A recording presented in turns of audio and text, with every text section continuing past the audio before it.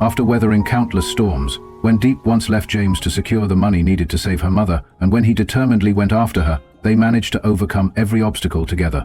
The memory of Pau's cruelty still creeps into Diep's mind, but the empathy from Lynn and James's deep, abiding love keep her warm. One winter day, after James confessed his love and received Tung's acceptance, their relationship entered a new phase. In episode 34, join them on James's journey as he experiences farm life alongside Diep, working together and learning from each other, while simple moments only strengthen the love between them. In the pale light of early morning, Diep stands silently in the small garden behind the wooden house on the farm in Tan Minh village. Her bare feet, clad in worn-out rubber sandals, tremble as they touch the icy ground, her toes numbed by the thin layer of worn rubber. The morning mist, drifting from a nearby field, lightly blankets the towering mustard greens, softening the outlines of the garden she tends every day with all her heart, each vegetable like a silent friend sharing in her joys and sorrows. Every drop of icy water falling onto the leaves soaks deep into the red soil, leaving delicate streaks like beads of sweat mingling with the earth, each drop a silent promise of a bountiful harvest ahead. Diep lifts her eyes and lets a gentle smile play on her lips as she thinks of James. The new love in her life since his confession last night at that upscale restaurant, where his vibrant bouquet of red roses and their first kiss were etched into her heart like a beautiful dream amid the winter chill. Her cracked lips curve ever so slightly as she whispers to herself, trembling with a mix of happiness and self-doubt. He truly loves me, and now I must work even harder to prove I deserve him, so I won't let him down. But then, like a cold gust of wind, painful memories rush back, dragging her to the dark days when fear ruled her life.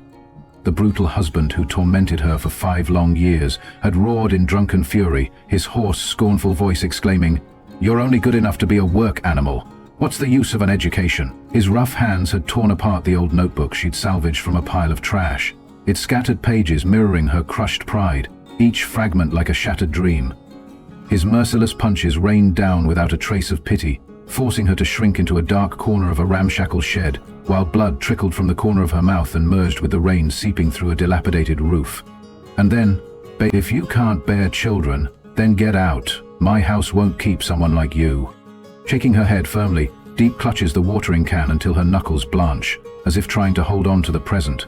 Though her eyes redden momentarily, she quickly regains her resolve and silently vows, "Now that I have James, I must live better. Prove that I'm no longer that weak girl, and never let the past drag me down again." Setting the can down with a soft clack on the earth, she picks up her little hoe, its blade worn by time, and begins to weed.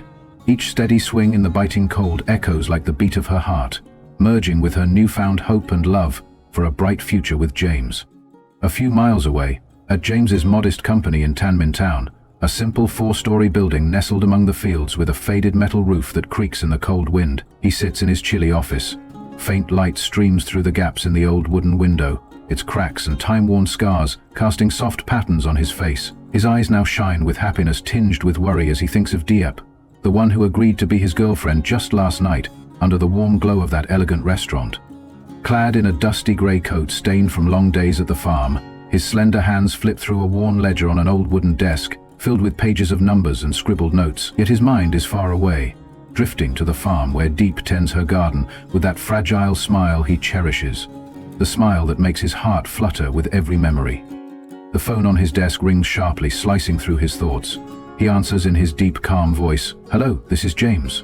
Tone, the longtime friend and manager at the woodworking shop, responds firmly. "Yes, boss, I'm calling to let you know that in 3 days the staff will have a meeting about the new tasks." James nods almost unconsciously as his eyes skim the ledger, and in a measured tone he replies, "All right, go ahead." "Goodbye." After hanging up, he places the phone down with a soft clack and feels his heart race as he thinks of Diep. He reminds himself, last night she said yes. Now I must go to the farm and work alongside her to show I'm serious about this love. But will my dad really accept her? Sipping his lukewarm tea, its slight bitterness stirring memories of the stern tongue, the father who is soon heading back overseas, and who once forced Diep to leave him for $20,000. James clenches his fists, determination blazing in his eyes. "No matter what my father thinks, I will protect Diep. She means everything to me." That morning, James drives his sleek black Ford Raptor to the farm, his heart brimming with the desire to experience a day in the life of a farmer with Diep.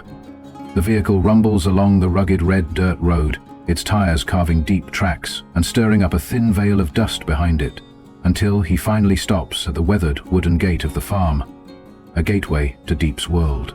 Stepping out, he wears a fresh pair of dark blue rubber boots that gleam in the light as they crunch over the hard, dry ground.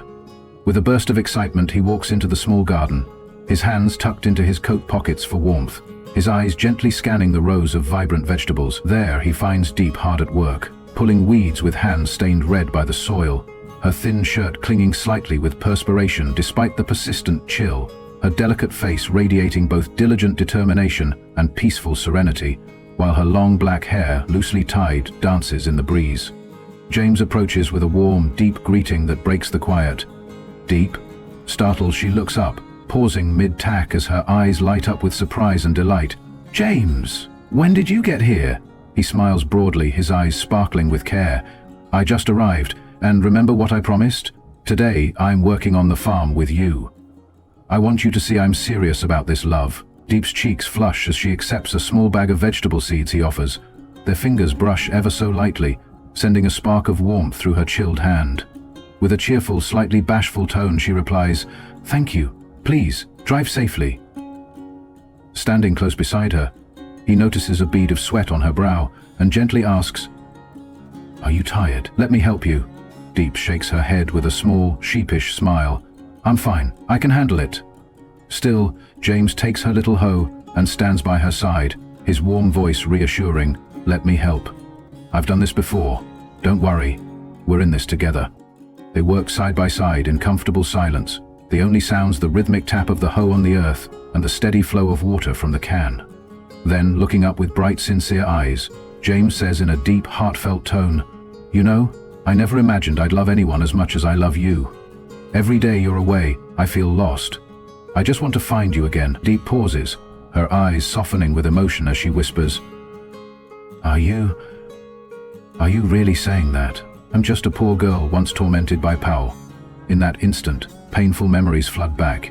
Powell's drunken roar, "You're worthless," his brutal punches that made her shrink into a corner, and Bay's cruel laughter, "If you can't have kids, then get out."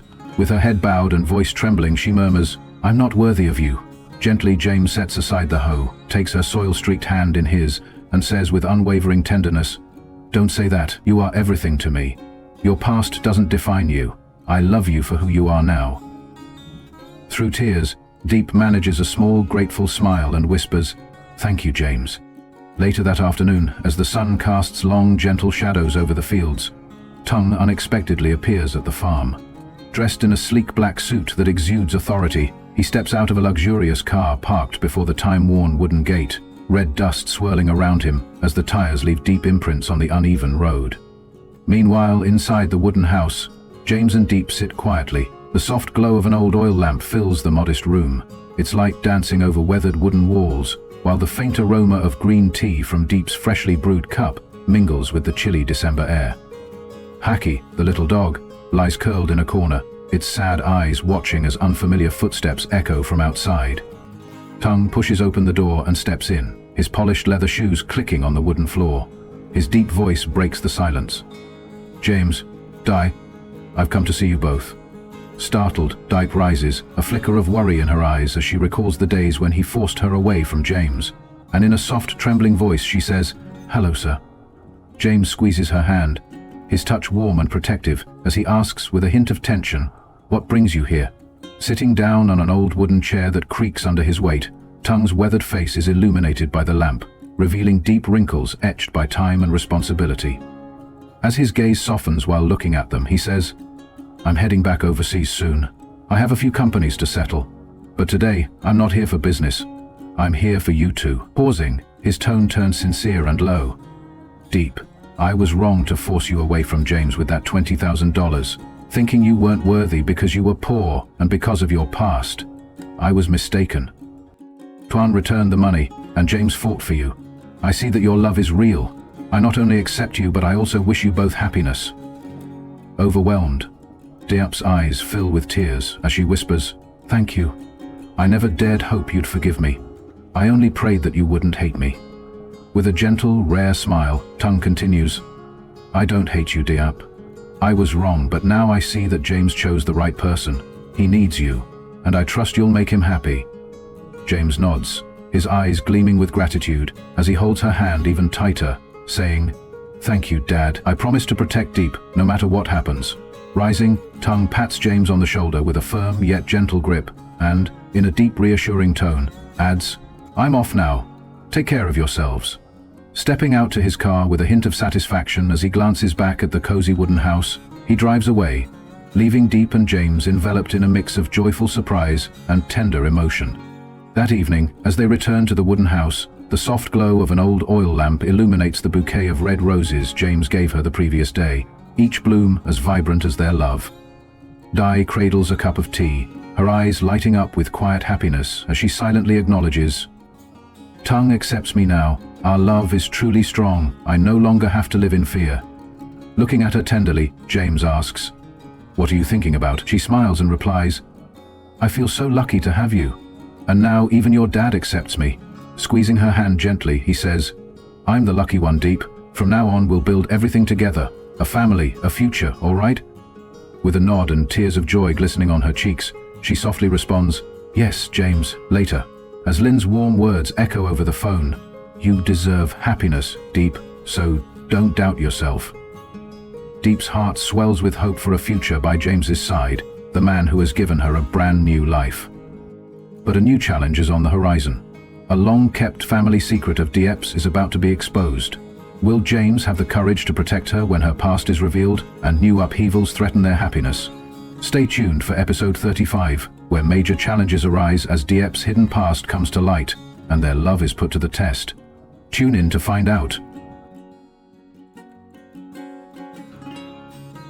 Mây thổi qua cánh đồng mang theo hơi thở của đất trời và tất cả những nỗi niềm chưa thể nói thành lời của Tu Diep. Sau ngày cô từ chối tình cảm của James, người đàn ông đã kéo cô ra khỏi bóng tối quá khứ. Trái tim cô rơi vào những khoảng trống không tên, như khi ánh sáng ban mai đều nhẹ rọi xuống. Một sự thật dần hé lộ trong cô. Cô yêu anh dù nỗi tự ti vẫn như một sợi dây vô hình trói chặt cô lại.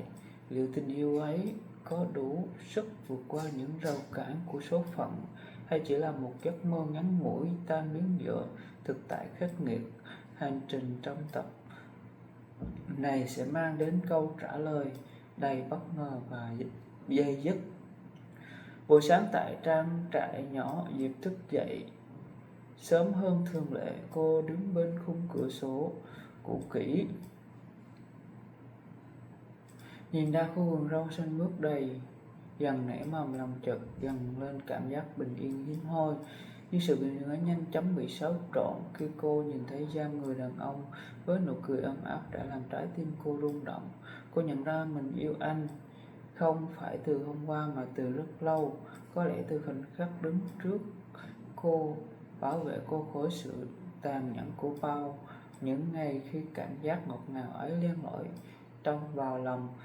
Nỗi tự ti lại trỗi dậy như một con sóng dữ. Mình là ai mà dám yêu anh ấy? Một người phụ nữ nghèo khổ, từng bị chồng bỏ rơi, không cha không mẹ, mình không xứng đáng. Cô tự nhủ, đôi mắt mờ đi vì những giọt nước mắt kìm nén. Diệp bước chân ra, đôi tay gầy guộc ôm lấy mình để xua đi cái lạnh của cơn gió sớm. Cô cúi xuống nhìn Haki, chú chó đang bẫy đuôi bên chân cô, và mỉm cười yếu ớt.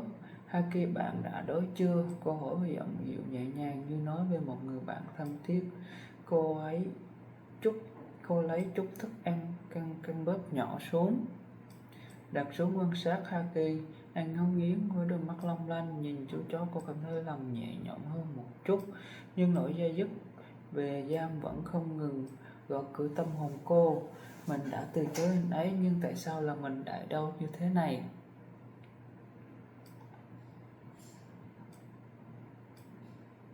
Cô tự hỏi, tay vô thức siết chặt mép áo rách như thể muốn bám víu một điều gì đó không thể chìm vào hố sâu cảm xúc. Cô thức dậy quyết định bắt đầu ngày mới bằng công việc quen thuộc, nấu ăn cho Haki, chăm sóc vườn. Khi ngọn lửa trong bếp bùng nhỏ bùng lên. Cô nhìn vào đó, tưởng tượng con mực giam hiện ra giữa những tia sáng nhảy múa. Cô nhớ đến giọng nói trầm ấm của anh, cách anh kiên nhẫn đến bên cô một ngày trong bóng tối, nhưng rồi cứ với lời từ chối hôm qua lại hiện về sắc nhọn như một nhát dao. Mình đã nói anh ấy